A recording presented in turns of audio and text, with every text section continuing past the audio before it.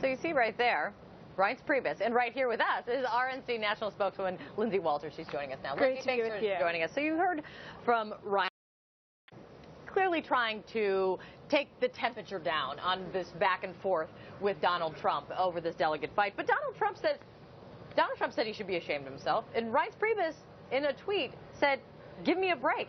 Reince Priebus is engaging. He engaged in this battle. Why is he? You know, I think you're looking right now, you have a candidate who's attacking the process, and these rules were outlined back in October. They were submitted to the RNC and then made available to all of the campaigns and the candidates. And this is a huge organizational process, and it's up to the campaigns and the candidates to ensure that they understand how that process works.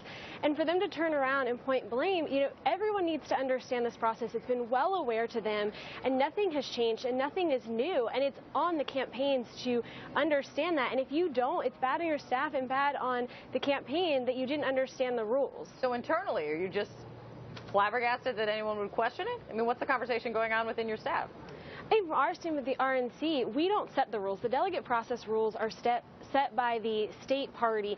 So each individual state determines what their rules are going to be, and then they put them forth. And so this is up to the states, not the RNC. Can I ask you about part of the process that hasn't been discussed much right now, but I find fascinating? Usually when someone wraps up the nomination, they plan the convention. It's their convention. They set it all up. They set the schedule. The RNC is involved as well. The convention staff involved as well. But it's a campaign operation. If there's no campaign that's at 12:37, what's that going to be like? Who's going to plan the convention? Who decides what happens on what night? Who decides who speaks when and where? There's a convention committee in place, as there is every time we have a convention. And right now we're preparing for two possible scenarios.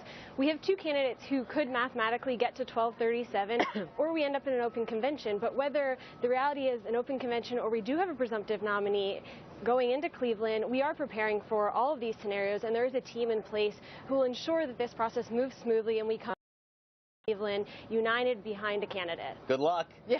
Lindsay Walters. That thanks process so and much. that team working overtime right now. Lindsay, thank you so much. Thank you for having me. Appreciate it. All right, tonight's